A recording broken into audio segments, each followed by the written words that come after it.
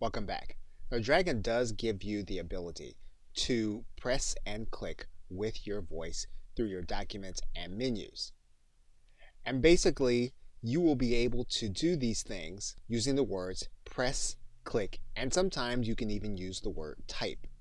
You'll be able to say the word press for any keystrokes that you would normally take.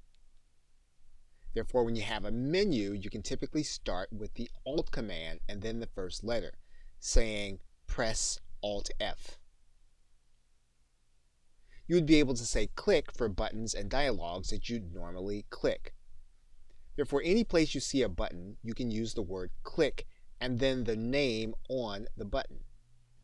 So, for example, you can use the phrase press spacebar for instances where you'd normally use that keystroke.